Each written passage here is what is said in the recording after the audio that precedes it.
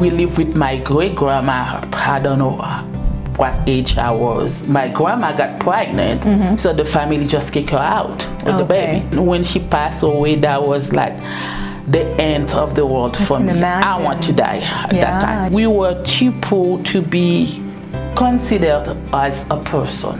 All of them, like the aunties and the sisters, whatever it is, they were living good. Right. But we were living where we were living really in poverty, and they didn't even care to see. I didn't recognize my mom. I didn't know my mom until I was like 6 years old. My mom was on his side instead of protecting me, instead of being on my side, and my sister, my brother-in-law was on his side. So for him, it was okay to continue the abuse. When I have kids, I will be there for my kids. Right. I will protect my kids. No man will come first. What I can say, I just published a book of poems. I was writing that 30 years ago when all the sadness and the frustration. Hello, Sat Sri Akal, Namaste, Adab. Friends, I'm Sharon Ali and you're watching Hunny Walia Shows. In today's episode of Through the Eyes of a Woman, we have with us Judith Juste. Judith, thank you so much for being on our show. Thank you for the invite, Sharon. Anytime. I appreciate it. So Judith, you were born in Haiti. Can you tell us a little bit what was it like growing up there? What was your childhood like? That was difficult, I can say. I didn't know it at this time because I was a little kid raising by a single mom. At first, I was with my great grandma and my sister. I don't know what age we were. Okay. And I remember when the first time I remember something, I was probably 4 years old. And one day, and I went to school, and then, like a typical kid, I forgot my panties. So my great grandma had to bring it to me in school. And the next thing I know, my great grandma said, we're gonna go on a trip to Port-au-Prince to my mom. Okay. So which I didn't remember my mom really because we were with my great grandma. And then we got back to Port-au-Prince and to my mom, and my mom was happy to see me. And I remember on the road, we bought some fried fish, and I had a little piece I keep under my fingers, and I put it in my mom's mouth as soon as I met her. Right. Which I didn't even know that was my mom, right? So, and then she was surprised. She said, what she put in my mouth? My grandma said, probably a fried fish we bought on the way. I didn't know she kept some for you. And then one day my great grandma, she just left us, and I didn't understand that. But she came to visit every time. I didn't know what was the stigma, around them and what she was saying. But what I heard my mom was saying my great grandma didn't follow what she has planned for us. Okay. Because she did want us to go to the school in the village. Okay. And my great grandma decided to put me in the school, but I'm like, why not? I was already 6 years old. I had to be schooled, right? So, but I didn't know exactly because the family was strange in Haiti. Okay. Really strange. And my mom was a single mom, and she was a teacher. Okay. And then I noticed she was struggling with us anyway to take care of us. And where we were living, that was like not a good place, I can say. And we were like smelling the shit days and night. Okay. And the bed we were sleeping on was a mattress made with, whole clothes, and we had bed bugs and, and then I noticed I was poverty when I was 9 years old. And I started to see other people was living really good and was living in big housing, have maids and have furniture, and then they were traveling and they were living really good compared to us who was struggling to have our next meal, which wasn't like famous, I can say. And we were living like day to day, and I was starting to feel the inequality. And I was saying, why is like that? Because I'm starting asking myself questions, because I already was 9 years old, and knowing what is going on around us. But later on, I know we met other families on the other side of the family, which my mom get us to her father family, which was living good, and I was like so proud to be part of that family, because they are a rich family, even though they didn't care about me. They didn't know if I was eating good, if I was sleeping good. And every weekend, my sister and I, we were going there and like so proud we part of them, and so proud they received us. But he was so strange, because when they were having dinner, we wasn't allowed to sit at the table with them to have dinner. We were just sitting in the living room waiting and hungry, because where we were come from, that was like 45 minutes an hour walking and to get there. So just sorry to interrupt, but just to stop you, this family you went to go live with, this was your father's side? That was my mom's side. We were not living, we were just visiting them. Okay, so it was your mom's side of the family? My mom's side of the family, but her father's side, who didn't recognize her as the kids. Yeah, so it was like a difficult thing in the family, you know. And these countries, these men, they have kids all over the place, and they don't take care of. My mom was one of them. Because my mom was born from the maids. And she was like given by my great grandma to that family. She was probably, I don't know, 18 or 19, because she got pregnant at 19. And I heard he raped her. So and when my grandma got pregnant, so the family just kicked her out with the baby.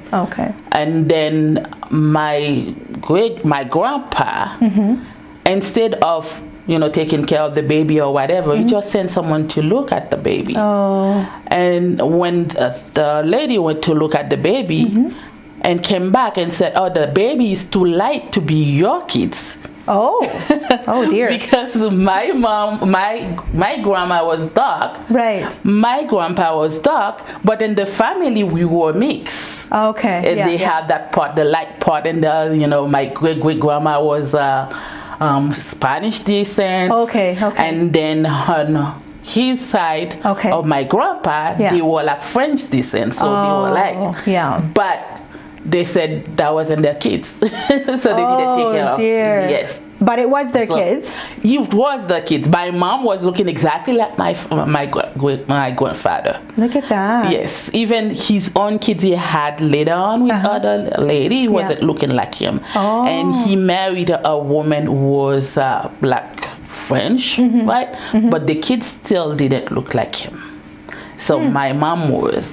But any deathbed, he was like telling that son he had with his wife, and his regret not taking care of my mom and to help my mom out. But they didn't do that much. That's like we were too poor to be considered as a person. So it was really hard. But at that time, again, I didn't understand it. I was a little kid. Yes, I was young. I was starting to go looking after them when I was probably 10, 11 years old. And then by 13, I realized I wasn't part really in that family. And my sister used to go with me, decided not to go anymore because she felt ashamed and to keep going, and they didn't appreciate we were there. So, and it was a long way to go, and all of them, like the aunties and the sisters, whatever it is, they were living good. But we were living where we were living really in poverty, and they didn't even care to come to see where we live. And even the maids was living in the better condition than us, because they had like a 2-bedroom house, even though he was on the side of the house. And then the food they were eating was like really good food. When they get it out of the table, they just go with them and they eat it. And while I was there, and I was like saying, oh my God, if I could get some of that food, that will be great. And it is something you can never forget Oh, it in your sounds, life. yeah, it sounds. So your mother was a teacher? Yes, she was a teacher. So the reason you lived with your great-grandmother, so is that because your mother had to work, or is that why you lived with them, you and your sister? Or? What my understanding is, my sister and I, we are different father. Okay. So when my mom get with my father was like history. I learned later on when I was keep asking, because my mom wasn't someone who was communicating. Right. That's like, it's my mom, but at the same time she's a stranger to me. Okay. And my understanding on that was she got married to my father, and that wasn't a good marriage. There was probably domestic violence and everything on that. Right. And then she decided she was gonna leave my father, but she was pregnant. Okay. And she had me, which she was telling me a story about, she had me after 15 months, which I told her that wasn't true. It couldn't be. Which was funny because I was 30 years old when I told her that. Yeah. Because that's at that time I could get to the level instead of putting my head down and put it up and say something, right? Yeah. And then she had me and everything. But a couple months later, she got involved with a man in the area. Okay. This man was running after all the women, the young women, and he was married, having kids everywhere. Oh, okay. And then my mom got pregnant, and by shame, since she was still married to my father, she had to leave the village. Okay. So she left for Port-au-Prince, where she had my sister, without really the help of my sister's father. Right. And she had me. She was struggling. So what I heard, my great grandma came to Port-au-Prince and took us from her. Okay. And that's what I heard about the story, but not exactly from my mom. Right. Yeah. So and we live with my great grandma. I don't know what age I was and what age we were when we were with her, but the only souvenir, the only memories I had, that was I was 4 years old. Right. When I start playing with the kids in the area and everything. Yeah. So you're really young when your great grandmother took you from your mom. Yes. That's why you have a very good recollection of your mom, right? Yeah, I didn't recognize my mom. I didn't know my mom until I was like 6 years old when we went there. And even though she said she came to visit, and when she come to visit, and everybody noticed it because we were dressed well and we were eating well, and she was like parried us everywhere in the village, and people noticed she was there. Right. But she told us that later on, but we didn't know, we didn't remember that time. We were too young, I guess. Right. Yeah. So when you lived with your great grandmother, things were a lot better then, as far as I can say. As we were kids, I didn't know. I didn't understand. The only thing I know, my great grandma couldn't get away of us, because everywhere she goes, we follow her. Even though the bad habits she had, we took them.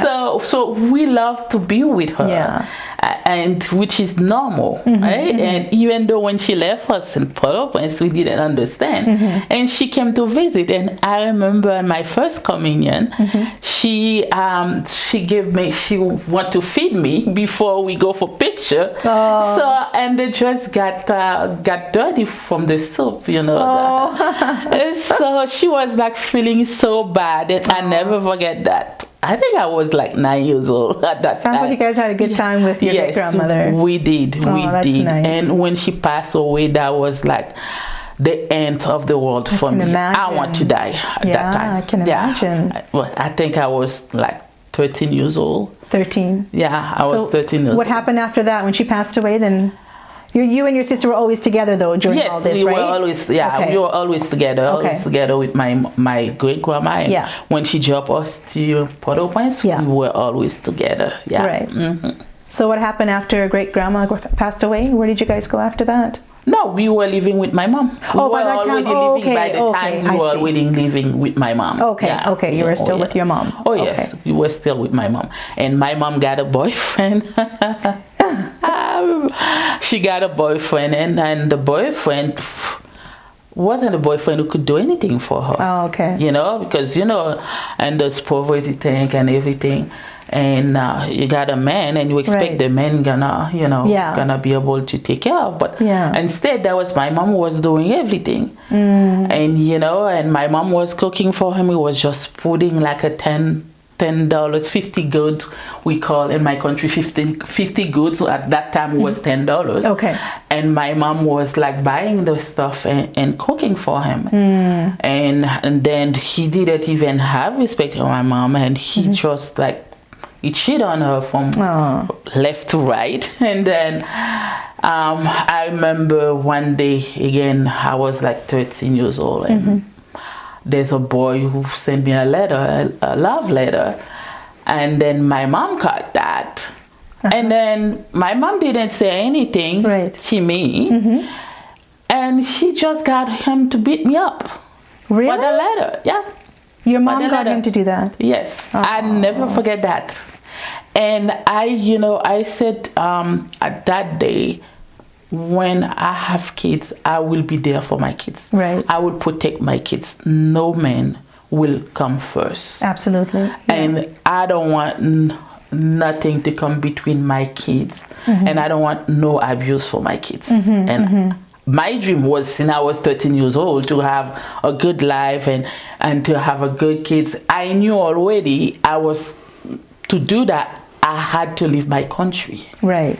Right. And I have to get a better life for myself and for my kids, which still today is a struggle.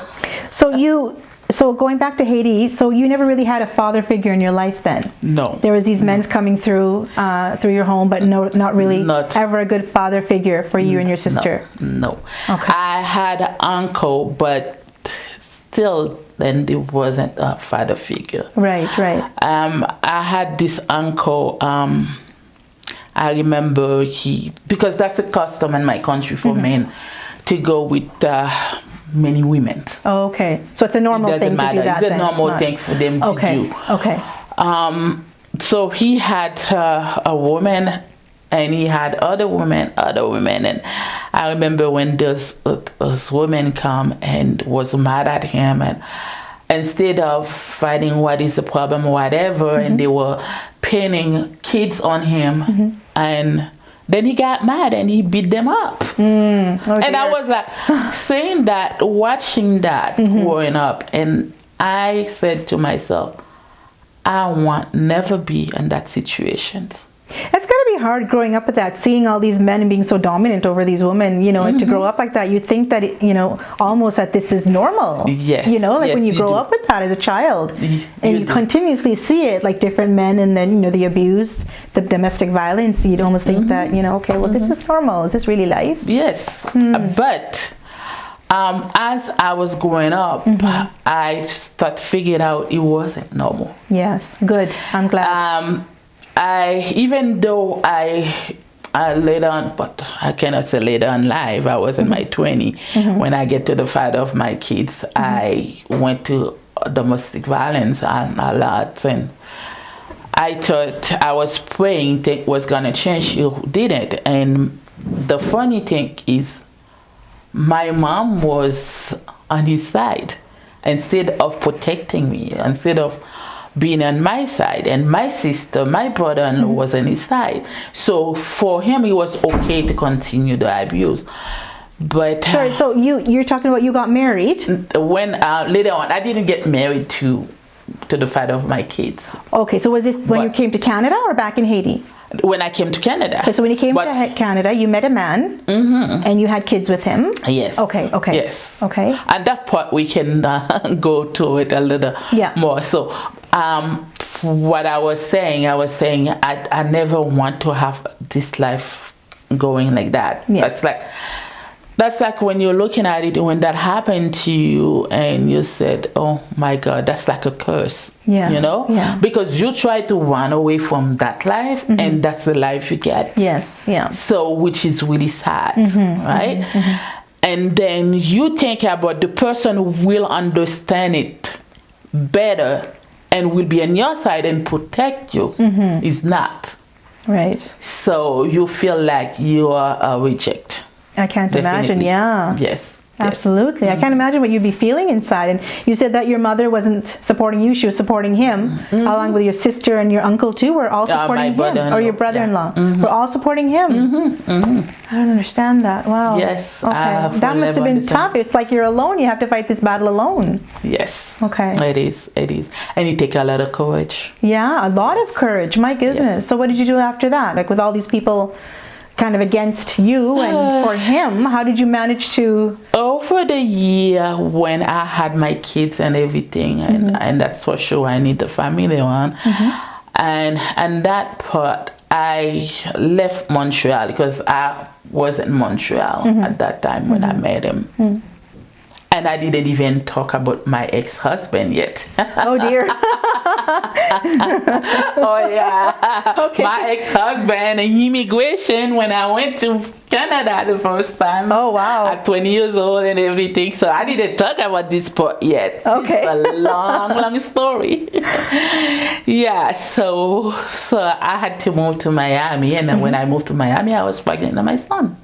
Okay. And then so you left your previous father of your children. You went to Miami. Yes, the father of my children before I had my children with. Okay. And then you went to Miami. Okay. Yes, I moved to Miami after all the violence and everything. I couldn't stand it anymore. I said, okay, I'm gonna start trying to do life because there's no way I can, escape that. Right. Because the way he was so possessive, and even though when I opened the business with him, and he took everything. Oh, dear. And even now, still the business is still there, and he's living on it with his wife, and that's been 2 decades now. I'm fighting him to get child support to make sure he take care of the kids, and nothing's been done. Nothing's been done. No, and the justice system, the way it is, it's like they're punishing you for being stupid to be with someone like that, right? Wow.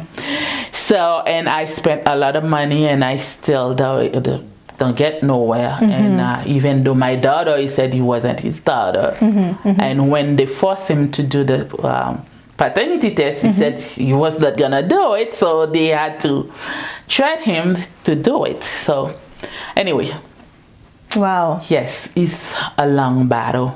You have lived quite the life. My goodness. Oh yes, definitely. And sometimes I'm asking myself, I don't know how I do it. Yeah, wow. A lot of courage, a lot of strength, I would say. Oh yes. So currently you have, how many children do you have? I have 2. So you have a daughter and a son. Yes. You have no men in your life right now? I don't have no one, and for a long time, I can say, because my first priority was my kids. Right, absolutely. To protect them. Absolutely. And then the people I was like seeing coming to my life was not the right people. Right. So, and even when my kids grown up and trying to, to hook me up with people, I said, what's wrong with you? I don't say to you, I need someone, Yeah. And then soon I still was trying to see if I could get someone good, because my kid's gonna be leaving. Yeah. Right? My son already left me a year ago. Oh, okay. To go back to the family in Miami. Right. And then my daughter is with me, and I'm trying to keep her so tight. Yeah. So because I don't want her to leave soon. Exactly. But in the meantime, I'm thinking about, I need to have a companion, but a good one. Yes. So eventually, So hopefully one day it will happen. I'm sure it will. I hope it will. After everything you've been through. So do you have any resentment against your family, your mother, or anything like that because of everything that you've been through with them? Oh my God, that's so funny you asked that. Very funny. I'm the kind of person I never think really bad about others. I never have like a feeling to hate, and my heart is like still my family, and I love them. Right. And I'm like, in contact with them constantly. And my sister now, she's closest to me because she went through some stuff. I don't know if that was a curse. But she gets really close to me and asks me questions and helps. Since I work in mental health, I know how to talk to people or whatever. And I was like telling her, I'm so happy you include me in your life right now. That's nice. Yeah. Because that was like for the first time in my life, like this couple months after I left them, because at one point I said in 2013, that was it. Right. I'm leaving. Even though they did want to, but I said, I want my life back. Right. So absolutely. I left from Miami and to come over here. It was hard, but that was the best thing I could do for myself. Yeah. But for my sister now to reach out to me, that's really amazing.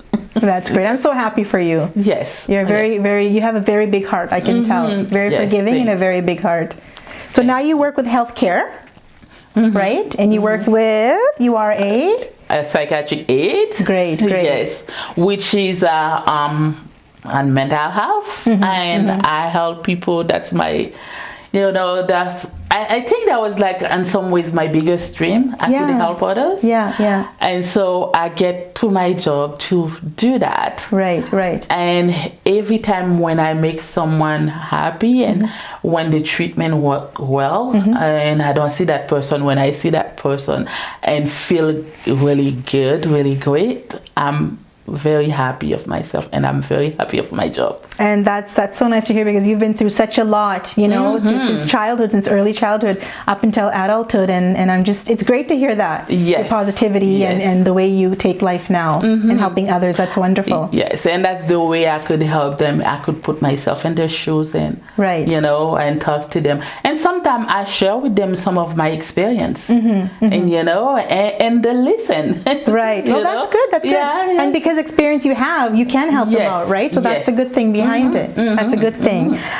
You have shared so much personal stuff with us. Thank you so much. We really appreciate it. I'm sure our viewers out there have maybe gone through some of these things, and it's nice to hear it come out of someone else's life journey, right? Yes. Is there anything you'd like to say to our viewers about some advice or comments you'd like to say to them?